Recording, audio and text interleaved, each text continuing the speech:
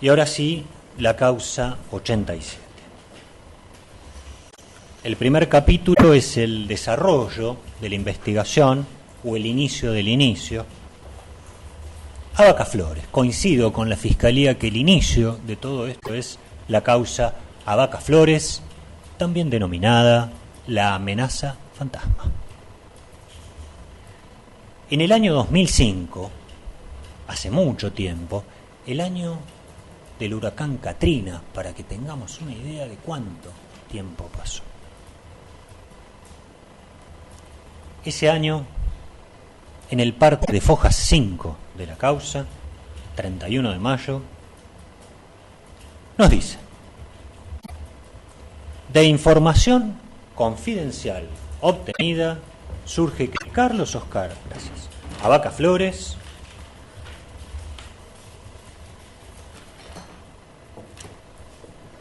es un individuo muy nombrado en los círculos de consumidores, estupefacientes. Él mismo estaría comercializando sustancias en su domicilio de la calle Avellaneda y eventualmente también lo haría en la casa de un familiar, posiblemente su padre.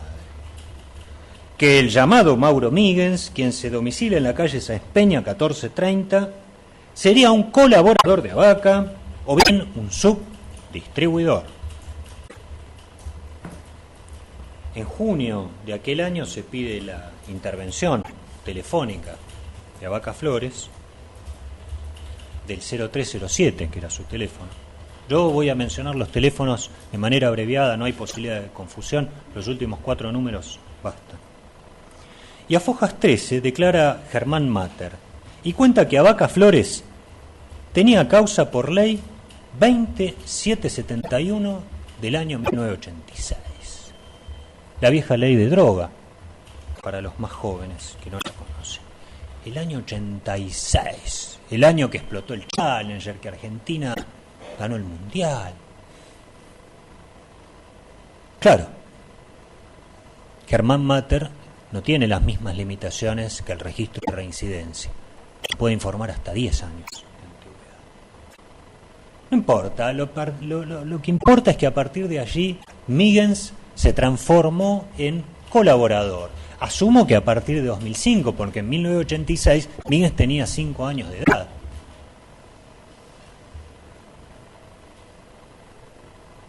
Y aquí es donde aparece uno de los sellos de estas causas: el secreto, lo inaccesible. Y abre las puertas para las zonas liberadas de investigación.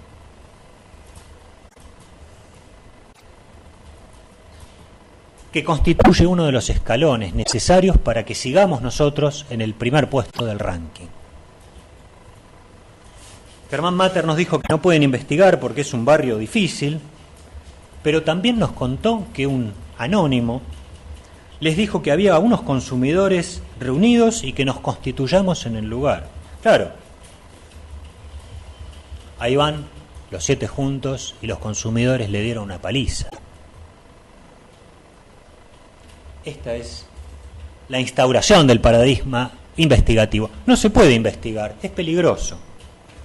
Entonces nos garantizamos que la investigación no va a tener datos físicos, no va a tener nada corroborable. Y esta lógica se repite en la acusación que nos hizo el doctor Villate cuando nos habló de la dificultad intrínseca y extrínseca para investigar estos hechos. Como si fuera lesa humanidad.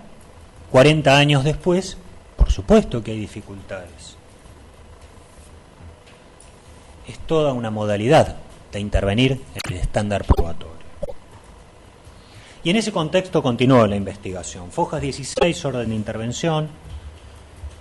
Para octubre de 2005 aparece Lucas López como colaborador y su fama de impartir miedo. Aparece Mencho Bustamante, parte de Fojas 44 sin fecha, un 20 te puedo hacer, 11 de diciembre, lo vieron a Abaca tomando cerveza, y aparece el japonés Esteves. 28 de diciembre se prorroga la intervención, en Navidad de ese año se reciben 3 anónimos, Fojas 80, prepárame un pelpa. A Fojas 98 aparecen Claudio Yerkovich, Gabriel Tulián. A Fojas 113, sin fecha, aparece el Colo o Pollo, o ambos, no sé si es lo mismo, como subdistribuidor únicamente de cocaína. Foja 118 de información confidencial. Mencho Bustamante cambió droga por una bicicleta y entregó un recibo por la operación. Y así, el vendedor que no vende. Un año después, 2 de mayo de 2006, declara Ariel Conte. No pudo explicar por qué razón pidieron la intervención de los teléfonos, ni siquiera si corroboraron a quienes pertenecían o quién los usaba. Y con esa información allanamos. A Foja 164, 26 del 7 del 2006, está la orden de allanamiento de Abaca Flores. ¿Qué nos encontramos? Un cigarrillo, faso, papel para armar, un trozo compactado de marihuana, 17,87 gramos, cocaína, 55, pericia de Fojas 222. Indagado y procesado por tenencia simple, 14 primero. Un año después, la Fiscalía pide indagarlo, en junio de 2007, indagarlo por quinto C. Y un año después, octubre del 2008, Fojas 262, el juez no hace lugar al pedido. Llevamos 3 años de Abaca Flores con 17 gramos de marihuana y 55 de cocaína, y eso es todo, amigos. Así termina el episodio 1 Abaca Flores. Y ahora sí pasamos a Míguez. Míguez y compañía. Los subvendedores del no vendedor.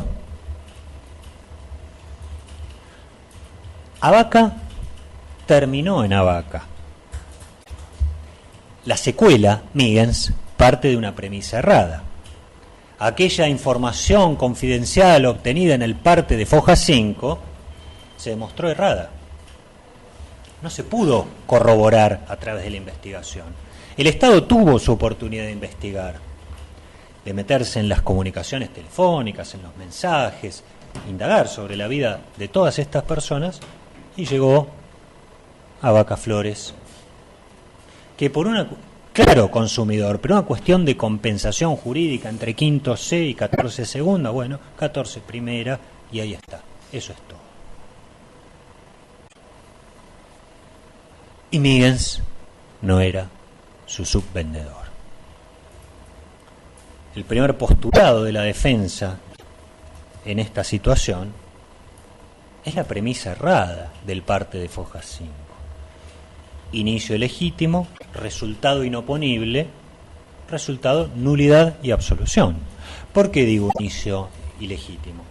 Porque aquella información confidencial obtenida no demostró su licitud, lo que adquiere un nuevo tinte una vez que se descartó su veracidad. No era cierto, por los sucesos y por la sentencia firme. Licitud no demostrada, veracidad descartada, los frutos obtenidos son inoponibles. Las razones las desconocemos. Mala investigación, simple mentira, arreglo policial, no sé, no nos interesa, no es parte de este juzgamiento. Lo que sí sabemos es que no podemos legitimar esta causa a partir de Abaca Flores. Con estos argumentos es que solicito la nulidad de las actuaciones causa 87 por engaño al juez con aquella información confidencial mendaz de Foja 5. Daray, presidente de Corte Suprema. Única vía de acceso al conocimiento e investigación, Franco Mano, también de la Corte. Actos subsecuentes también abarcados, Paulino, Corte Suprema. Consecuente absolución. Abarcativa de las situaciones de Míguez y Albelo, Córdoba y Lali. Segundo capítulo, episodio quinto, o el Imperio contraataca. ¿Por qué razón, luego del fracaso de Abaca Flores, estamos hablando de Míguez, Albelo, Córdoba y Lali? Respuesta. porque a Fojas 263 hay un requerimiento de instrucción nacido en Abaca Flores, del 23/10 de 2008. Ya estamos en 2008. En otras palabras, el contraataque. Por aquellos mismos que investigamos y no nos condujeron a nada. Y aquí tenemos ya una premisa errada. Para poder tener partícipes de un hecho, tenemos que tener un hecho. Investigué un comercio que no se cometió, entonces ¿cómo puedo tener partícipes de ese comercio?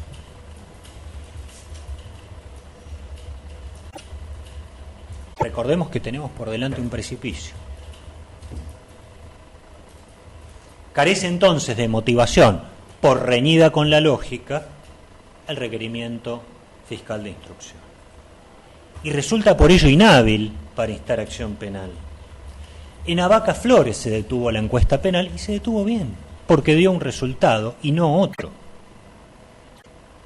El Estado utilizó todos sus medios para investigar y no llegó a otro resultado. No es posible, sin nuevos elementos, iniciar una persecución penal que ya estaba agotada. Si esto fuera posible, vean ustedes, nos colocamos en situación de que, luego de un juicio oral en el cual, por ejemplo, se declaró una nulidad o se absolvió a los imputados, en cuenta de recurrir, la Fiscalía hace un nuevo requerimiento de instrucción. Arrancamos de cero por una vía que no es la pertinente. Planteo entonces la nulidad del requerimiento de instrucción de Fojas 263 y de todo aquello que sea su consecuencia. Actos subsecuentes abarcados, único cauce, consecuente absolución. Pero debemos también analizar este requerimiento de contraataque, llamémoslo, de desagravio, de desquite, de resarcimiento, que impulsa nuevamente la causa. Pero verán ustedes que, atento al papelón, por así decirlo, de Abaca Flores, se le encarga esa investigación a otra fuerza diferente, la Policía de Seguridad Aeroportuaria. 4 meses después, 24 de febrero de 2009 estamos ya, a Fojas de 165 se ordena investigar. Producidos de la información. Policía Aeroportuaria informa que Míguez forma parte de la banda de Abaca, aquel 14 primera, y pide la intervención telefónica del 9788. Fojas 292 surge que Míguez tiene un rastrojero que dice flete, pero no creen que haga fletes, porque nunca lo vieron llevar objeto alguno. No se produce información respecto de Mencho Bustamante, Octavio de Alarmela, El Pollo, Colo, o los dos si son diferentes, Jorgelina Tentes, Japonés Esteves, Claudio Yerkovich, Gabriel Tulián, y así llegamos al 7 de julio del 2009. La orden de intervenir, el 9788, supuestamente de Míguez. Fundamentación errada para esa intervención. 304. A Fojas 290 se determina que Míguez estaría utilizando el 9788 y 304 vueltas. Lo informado por la preventora constituye los motivos suficientes que exige el artículo 236. Para que esta aseveración puramente voluntarista pudiera tener alguna incidencia y ser considerada válida, necesitamos dos cosas. Primero, hacer de cuenta que Abaca Flores no era un mero tenedor, sino que tenía una banda, y una banda de co-tenedores, ya que no pueden ser quinto C. Y sostener que se puede ser partícipe de un hecho diferente a aquel en el cual se participa. Soy partícipe de un homicidio que en definitiva es lesiones. Esa es la lógica. La única que nos permitiría validar el decreto de Fojas 304. Sabemos que ello no es posible, al menos de este lado del espejo. Planteo en consecuencia la nulidad de la orden de intervención telefónica. Falta de fundamentación. en los términos del mismo artículo 236. Y siendo esta la única vía de acceso al conocimiento de la intimidad telefónica de Miggins y de quienes utilizaban su teléfono, los actos consecuentes y la posterior absolución. Porque si no resolvemos de este modo, corremos el riesgo de validar esas escuchas telefónicas. Y si las validamos, nos encontramos con inconvenientes anexos. Por ejemplo, los poliladron. O mejor aún, los poliladron poli.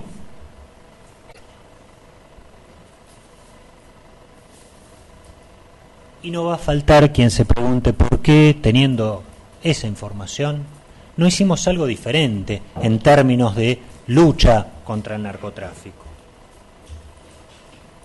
Para agosto de 2009 aparece el episodio de la policía parando y dejando seguir a Miggins por el problema de la compactera del rastrojero, y los policías Damián, un suboficial, y Roldán, un oficial. Fojas 381 vuelta. Esa línea investigativa se detuvo en el acto para Roldán. En cambio, para el suboficial Damián se requirió a Claro, la empresa telefónica, un informe de titularidad a Fojas 391, el 19 de agosto del 2009. Informado a Fojas 505 como titularidad de Guillermo Briñas. DNI, me lo acuerdo de memoria, 29999999.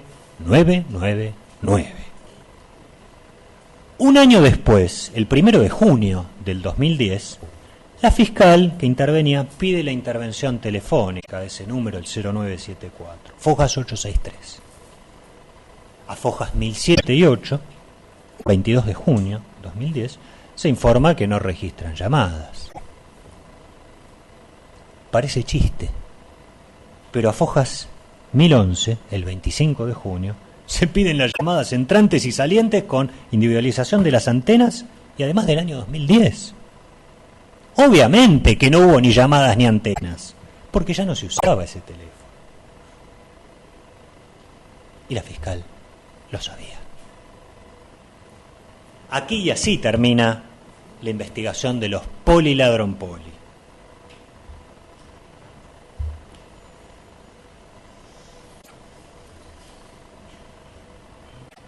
En definitiva, inconvenientes anexos a la opción por retirar la nulidad que atrapa esas escuchas telefónicas. Ni hablar del federal, que estaba muy enojado. Surge de las escuchas. Pero la defensa no podría ser completa ni abarcativa si no entro yo a analizar algunos de los producidos de esas escuchas, de los cuales he pedido la exclusión, claramente.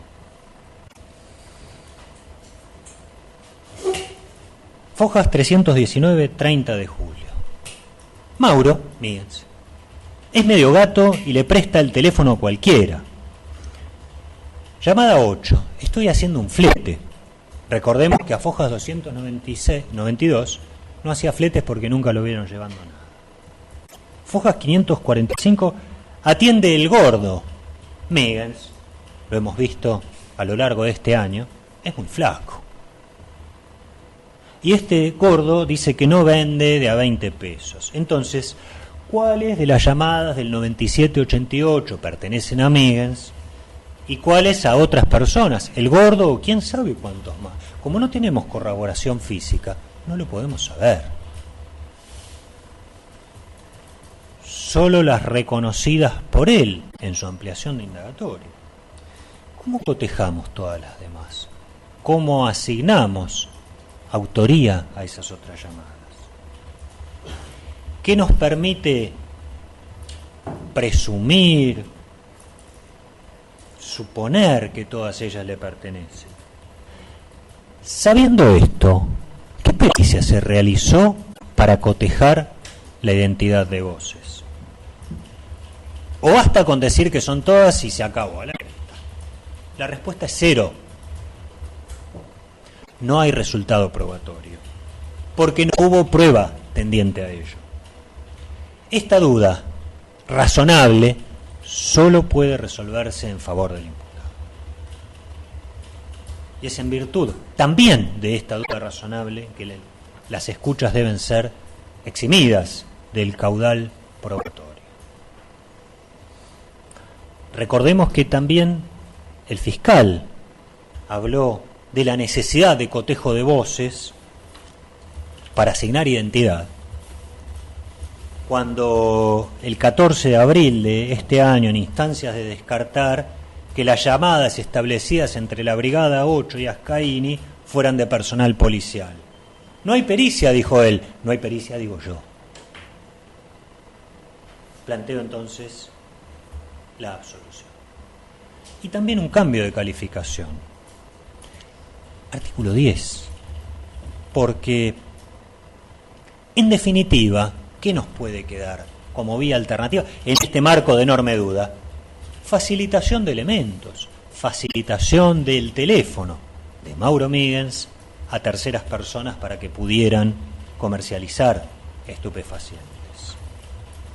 Vamos ahora al punto E, que figura en el índice, el allanamiento Miguel Salvelo. Las intervenciones telefónicas no constituyen prueba autónoma del delito, de nada. Pero sí habilitan a la realización de un allanamiento, que es lo que permite recoger la prueba del delito. Vamos a ese allanamiento. El acta de Fojas 892 del 2 de junio de 2010. ¿Qué se halló en ese allanamiento? Papel de fumar, una pipa casera, un rallador metálico, de esos que se utilizan para descompactar y poder fumar la marihuana, 2 pipas metálicas, una licencia de conducir con restos de cocaína y droga. ¿Cuánta droga? Pericia de Fojas 1139. 38,85 gramos de marihuana y 8,15 gramos también de marihuana. Cocaína cero, restos, vestigios no cuantificables. Nuevamente, y tras 5 años de investigación, obtuvimos 47 gramos de marihuana y 0 de cocaína. 9,4 gramos por año de marihuana. No hay ningún error. Los propios policías de la aeroportuaria fueron contestes en cuanto a la escasa cantidad. Darío Campos, Norberto Johnston. Nuevamente, y por segunda vez, no se confirma la hipótesis de subvendedor.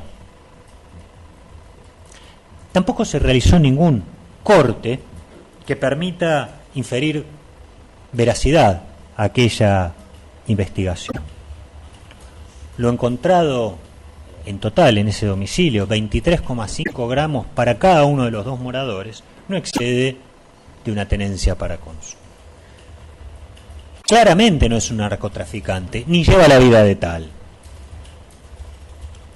A Fojas 561 vuelta, Migens se quedó sin trabajo y apenas podía pagar las 16 cuotas de 230 pesos que le debía al banco hipotecario.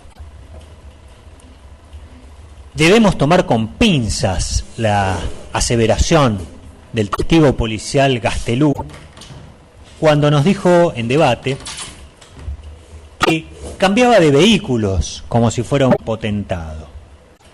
Recordemos que luego de vender el rastrojero, adquirió un Renault 6 embargado, parte de Fojas 582.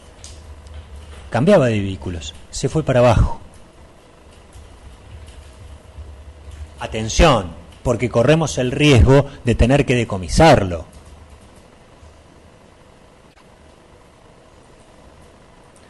Tampoco el supuesto pasamanos de la alacena, que también nosotros vimos aquí en video, y que no demuestra ningún intercambio de droga.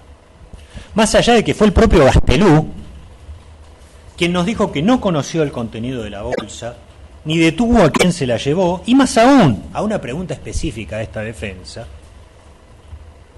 tampoco sabe si se la llevó. Audiencia del 31 de julio del 2017. Estas afirmaciones del testigo son sumamente importantes porque nos enseñan a no concluir apresuradamente. El otro oficial jefe de Policía Aeroportuaria, Julio César Álvarez, fue preguntado en audiencia: ¿qué concluye usted de todo esto? La respuesta: una verdadera lección de derecho. Señor, pueden ser muchas cosas, por eso no interpretamos, solo describimos. F. Allanamiento Córdoba y Lali. Lali tiene pendiente un pedido de probation. Allanamiento Córdoba-Lali o la investigación que no investiga. Siendo también este allanamiento consecuencia procesal de medidas atacadas y no existiendo ningún cauce alternativo que nos pudiera llevar a ello, también se aplican las mismas reglas nulificantes y la absolución. Pero sin perjuicio de ello, voy a alegar también sobre este suceso. Por Alejandro Monzón, o Ale, de la calle Uruguay, solo hay llamadas telefónicas. No hubo constatación de identidad física ni de nombre y se terminó allanando a nombre de Ale de la calle Uruguay o Monzón. ¿Qué clase de investigación es esta? A Fojas 582 aparece Ale como quien podría estar vendiendo droga en la localidad de Venado Tuerto con un celular 3264. 19 de febrero se ordena intervenir ese número. Y a Fojas 701 se determina que es Alejandro Monzón. Fojas 777 vuelta, nuevamente los poliladron, llamada novena entrante. Y 2 meses después, el 26 de abril, se informa que en 2 ocasiones se vio a 2 hombres que fueron atendidos en la puerta y presumiblemente compraron droga. Pero eso nunca se corroboró. Repito, ¿qué clase de investigación es esta? ¿Basta, por ejemplo, decir que presumiblemente un funcionario es corrupto? ¿Esta es la investigación que nos llegó? De todos modos, en el parte de Fojas 845 del día 31 de mayo, se olvidaron de estos episodios y ahora trabajan por delivery, pero no informan ningún seguimiento. El fiscal nos agrega en su memorial: lo vieron a Ale entregar cosas desde un Falcon. ¿Se supo qué cosas eran? ¿Era droga, tal vez?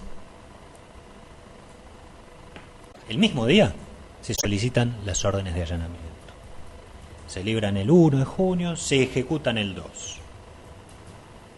Nuevamente, falta de fundamentación, nulidad y absolución consecuente. La vergüenza que nos hacen pasar. Miguel Salvelo, 47 gramos de marihuana y 0 de cocaína.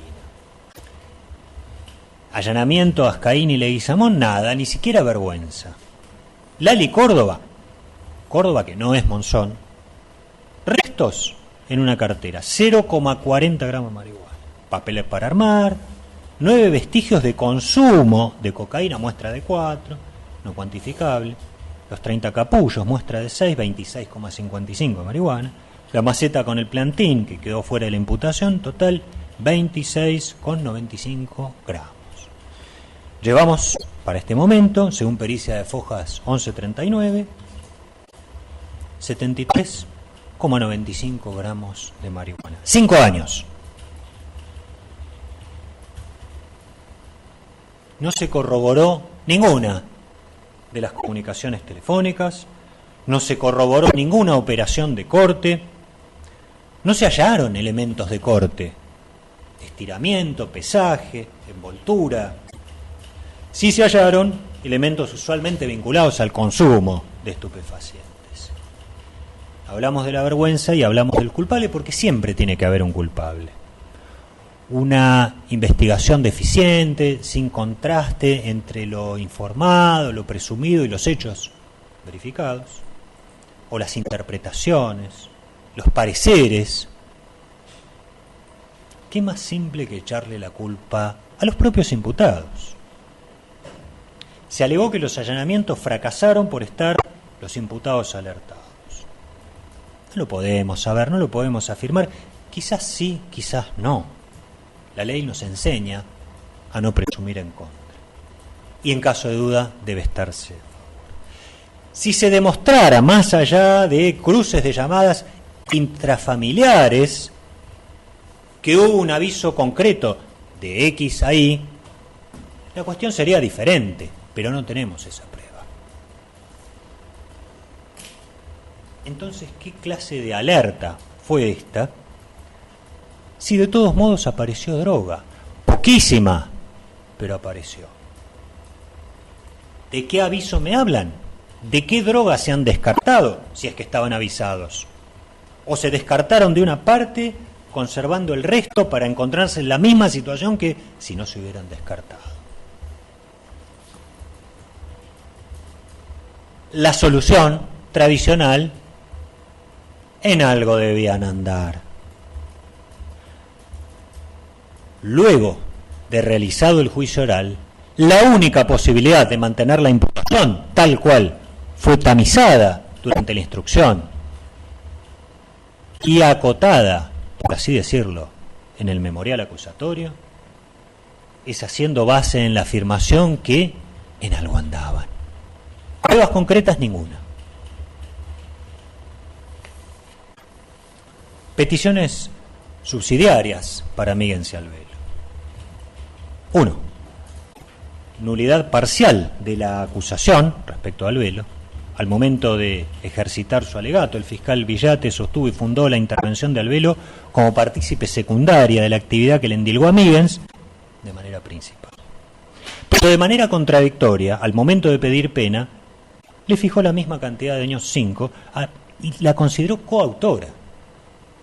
Más allá de esta incongruencia argumental entre el desarrollo y el petitorio, queda claro que ni siquiera está claro, valga la redundancia, cuál es la postura respecto de la señora Albelo.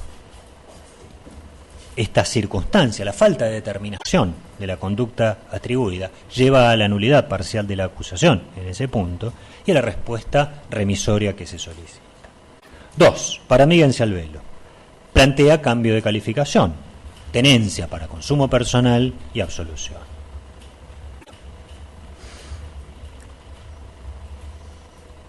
Invoco en este sentido los precedentes Vega Jiménez, Arriola y, por otro lado, la carencia antecedente de Miguel, que surge de Foja 690, el legajo de prueba, el informe socioambiental de Albelo de Fojas 1276, 1294.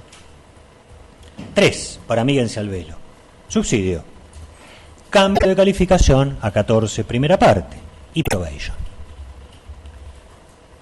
En este sentido, invoco el precedente, el muy importante voto del doctor Díez Ojeda en el precedente Estrada de la Sala Cuarta de Casación, y lo invoco específicamente por ser esta la primera oportunidad que se le presenta a la defensa de solicitar esta situación.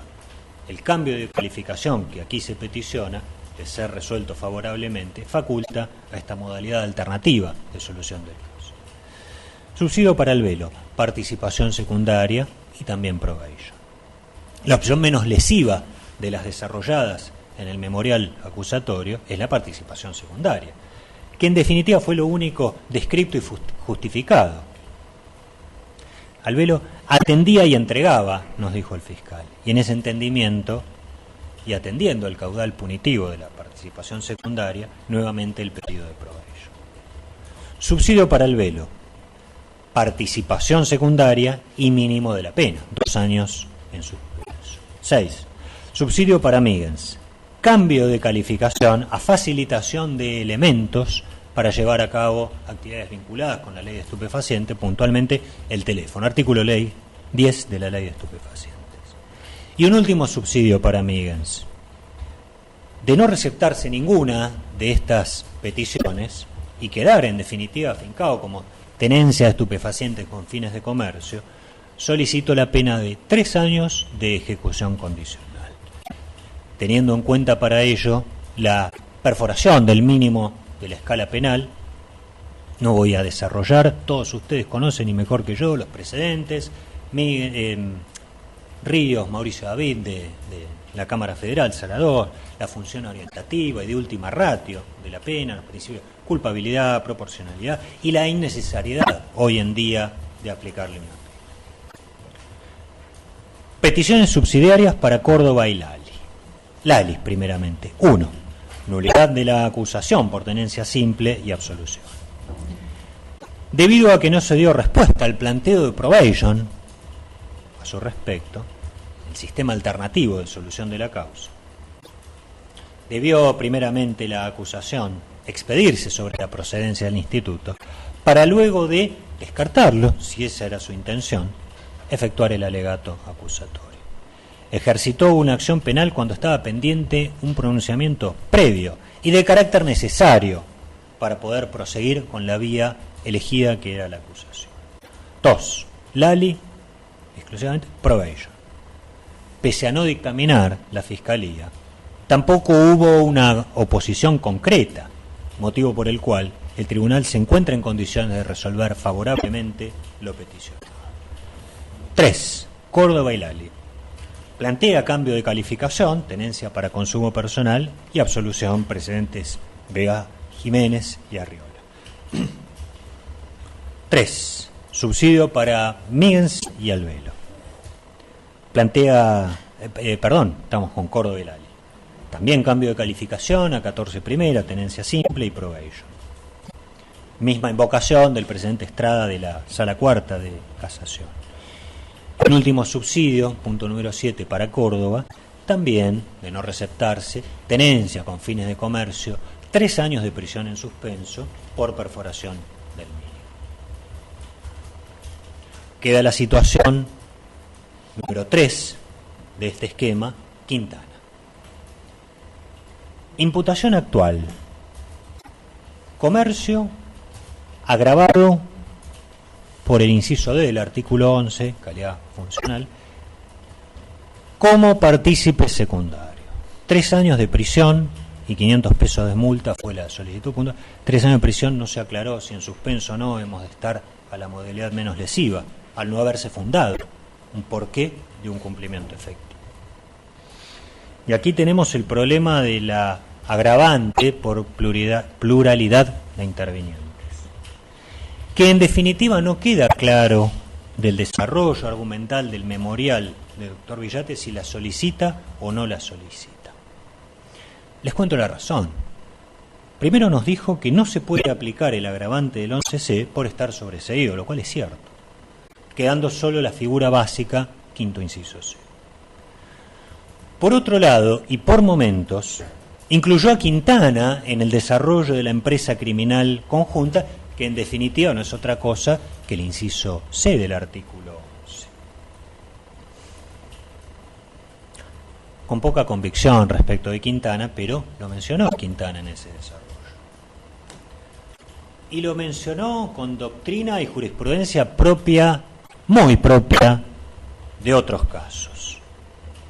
Pero muy propia. Banalizando la obra de Paulic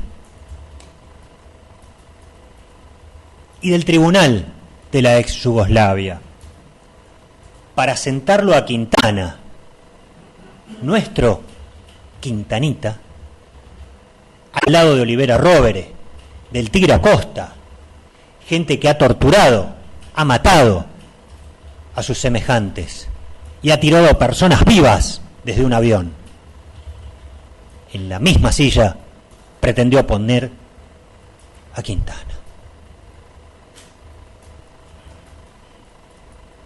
Pero de manera simultánea también nos dijo que no se puede aplicar por una cuestión de congruencia. ¿Qué hacemos? ¿Va o no va la circunstancia agravante? Este llamativo choque de argumentos por ilogicidad solo puede resolverse en beneficio del justiciable, ya que el propio requirente no tiene clara la situación. Y lo cierto es que se lo llame como se lo llame, empresa criminal conjunta, artículo 11, inciso C, el concepto de pluralidad de intervinientes no resulta aplicable. por el impedimento que la elevación a juicio de la causa, a fojas 29 y 68, nos fija. Se encuentra firme, es imposible revivir el caso.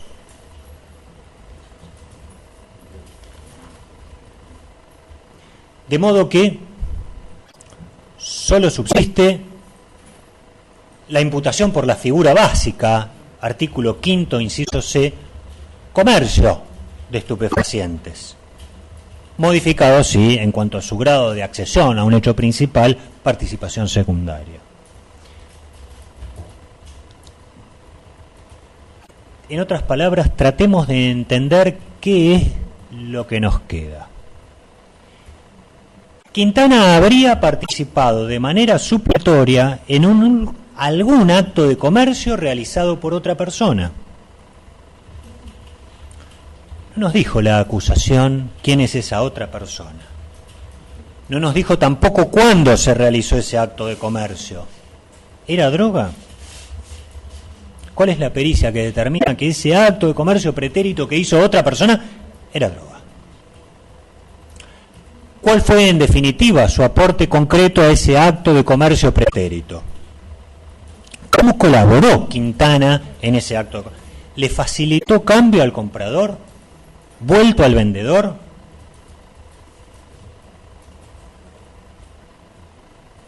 ¿Cuál es el hecho material? No hay droga, no hay un acto de comercio del señor X en el cual pudiera haber participado. Es un error de la acusación y un error insalvable. No hay un hecho, corresponde la absolución.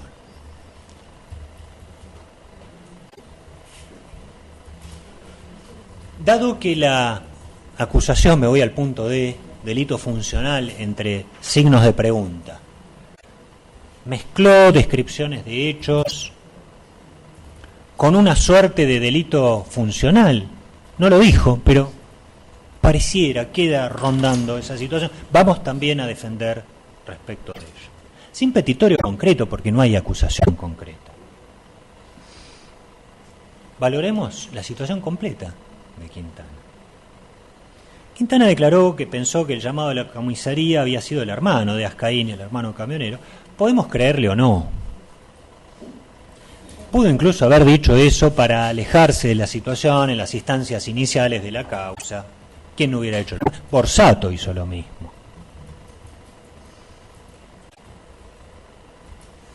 Cuando dijo en su primera declaración que escuchó cuando Quintana devolvió el llamado, sabemos que no es así. Por otra parte, tampoco está registrado ese llamado de devolución. La Cámara Federal tomó ese argumento cuando resolvió, como una cuestión lógica que debió haber una devolución de llamada, pero lo cierto es que después del debate sabemos que no podemos creer esa afirmación. Pero aún de no creerle a Quintana, ello no implica diferencia en términos de imputación ni en términos probatorios.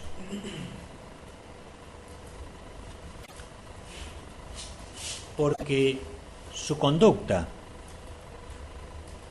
en términos de exteriorización, fue solo esa: función prevencional de la policía. Atendió el teléfono, recibió un llamado y constató una camioneta, un vehículo de extraños. ¿Qué pasó después? No lo sabemos. Tenemos muchas pistas de las cuales volver. Pero lo que no podemos hacer es suponer. No está acreditado que hubiera obtenido algún tipo de información adicional: titularidad del vehículo, función, armamento, misión. Ni tampoco que le hubiera brindado esa información que no tenía a Ascaín.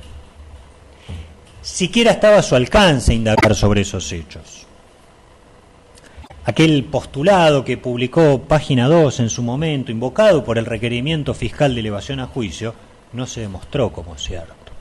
Dice: el aviso que le cursó el policía Quintana a Ascaín para prevenirlo que estaba siendo seguido por la Policía de Seguridad Portuaria. Falso. Falso. El debate demostró que no fue así y que no pudo haber sido así. En la página 32 32 del requerimiento de elevación a juicio, se le describe haber desarrollado una empresa criminal conjunta para el comercio de estupefacientes, su aporte, haberle informado a Ascaini que la camioneta Isuzu que estaba siendo utilizada en la investigación pertenecía a la PSA.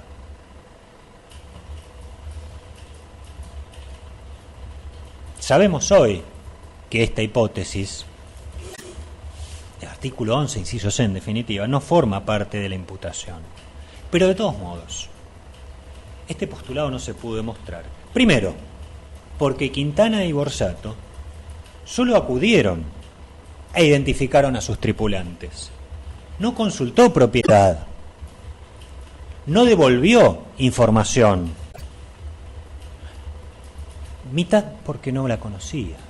Aunque hubiera querido, no podía pasar la información que no conocía. Más aún, en el memorial del doctor Villate, entre el 7 y el 10 de abril de 2010, en Venado Tuerto investigaban a Ale con la Isuzu, y en esta fecha se consultó el dominio del CCM, desde el CEU de Quirós. Quirós estaba de licencia ese día. Entonces, sabemos también que la clave estaba a disposición de todo el personal. Entonces, no era necesario Quintana. Más aún, un año antes de todo esto, la misma patente fue consultada por el CEGU de Ricardo Neris Canale, que no solamente no es Quintana, sino que además es de Gendarmería Nacional, como surge de Fojas 82 de causa Toñoli. Más aún, todavía, el propio Ascaini tenía el teléfono del jefe de todos los policías aeroportuarios. Podía consultarlo directamente a él, o necesitaba de Quintana. ¿Dónde está el supuesto delito funcional por el cual no hay acusación y por supuesto tampoco va a haber defensa? Se alegó que Quintana perjudicó la investigación de la policía aeroportuaria. Primero, si perjudicar la investigación es su forma de aporte a la empresa criminal conjunta, como decía el requerimiento de elevación, esto ya quedó fuera por sobreseimiento. Pero supongamos que no fue sobreseído y que podemos seguir discutiendo este tema. La confusión del memorial fiscal al respecto me obliga a decir lo siguiente. Si lo que nos queda como imputación es un acto de comercio pretérito, entonces entiendo esta modalidad comisiva que en definitiva es perjudicar una investigación en curso. Y vean ustedes, la llamada ocurrió el 25 de noviembre del 2009, la llamada 10 saliente entre Ascaini y la comisaría. Sabía que lo iba a atender Quintana, necesitaba que fuera Quintana. ¿Le pasó a Ascaini la patente? ¿Me está siguiendo tal vehículo con tal patente? No. Todas respuestas negativas. Cambia su discurso el fiscal en su memorial. Cuando antes de la constatación de Quintana dice que tiró la patente y le pasó los datos de titularidad a Ascaini, el aporte causal de Quintana fue que antes de la identificación de la camioneta constató el dominio de la misma. ¿Cómo? ¿De dónde sacó esa afirmación? ¿De dónde surge? Me refiero a prueba y no a deseo o parecer. Quintana no tenía la patente. Ascaini nunca se le informó. ¿Cómo hizo entonces? Tampoco luego de la constatación del vehículo, hipótesis originaria del requerimiento de elevación. Aún después de haberse constituido, observado el vehículo, supongamos que notó la patente, tampoco se la pasó a Ascaini. Y además no tenía cómo tirarla, cómo consultar esa patente. La propia Cámara Federal da vuelta a la falta de mérito con la que contaba en base a la declaración de Borsato, que dice que le parece que Quintana devolvió el llamado, en la testimonial escrita. No lo pudo sostener en debate y quedó claro que no fue así. No solo por el listado de llamadas, que no demuestra que haya existido una devolución, ni en el mismo sentido ni en el otro. Ni llamó uno ni llamó el otro.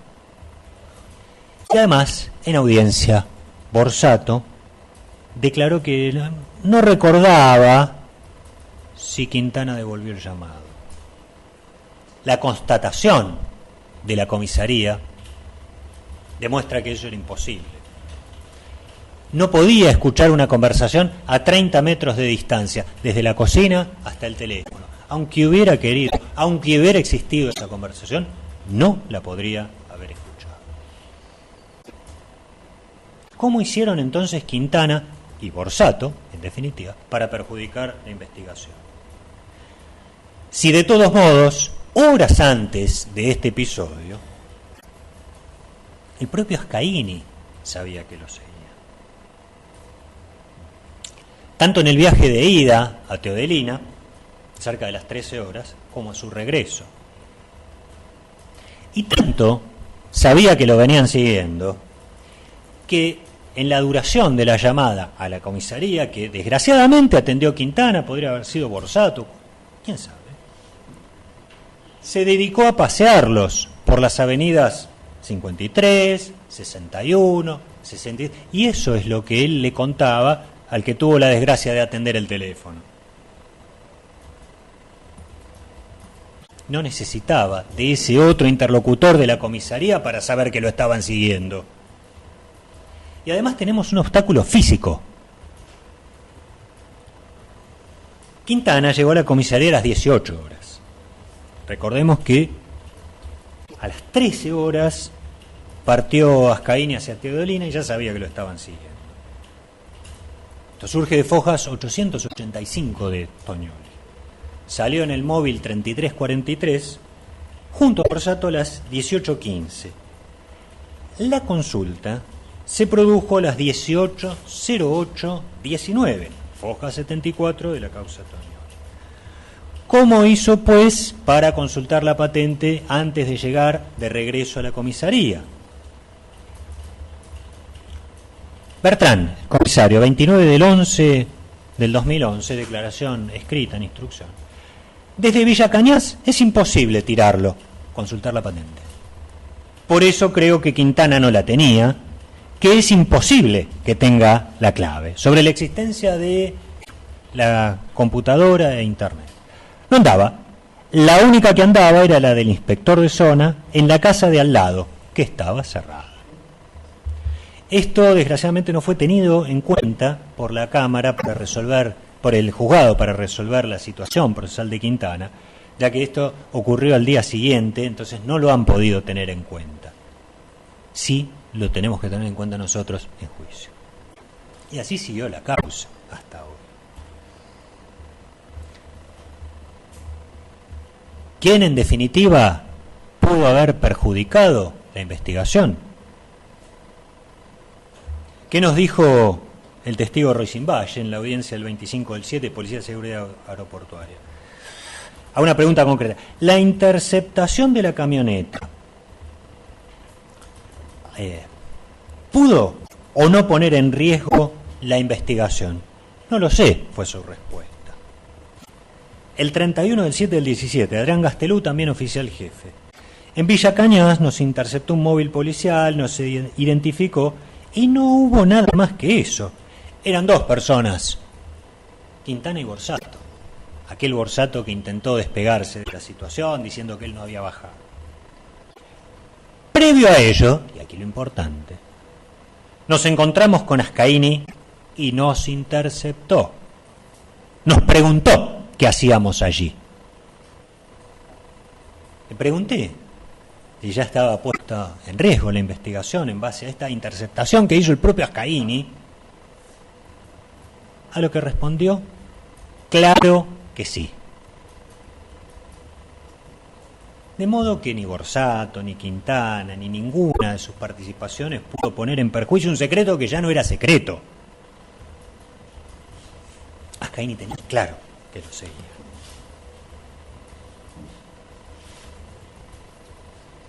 Participación criminal, porque, claro, solo nos queda respecto de Quintana la figura básica, quinto C, en grado de partícipe secundario.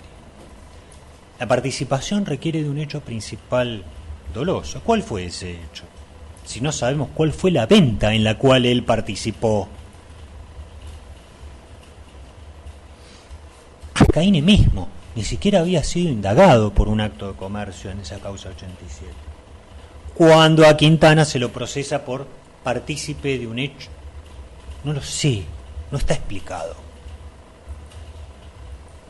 3 años después lo citan a Ascaini a indagatoria. Cuando el mismo juez sabía de aquella llamada y nunca le llamó la atención, porque no había nada para sospechar. Es a consecuencia de ello que voy a solicitar también la absolución de Quintana.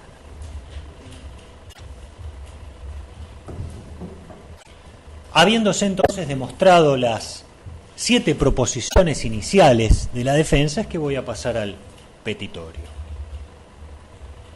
No voy a repetir los puntuales que he realizado respecto de Míguez Albelo y Córdoba Lali.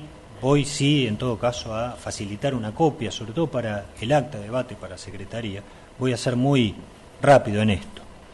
Nulidades generales abarcativas de Míguez Albelo, Córdoba y Lali. Nulidad del inicio de la causa por licitud no acreditada. Y mendacidad demostrada. Aquí el engaño al juez del parte de Foja 5 del 31 de mayo de 2005.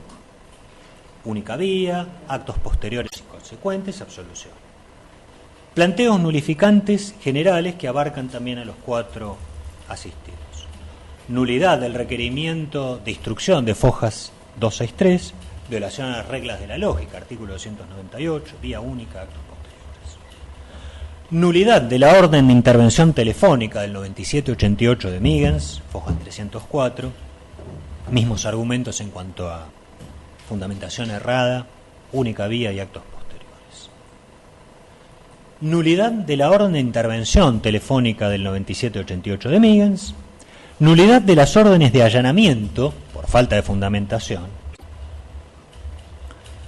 Planteo respecto al Albelo, nulidad de la acusación por indeterminación de la conducta, partícipe secundaria primero, coautora luego.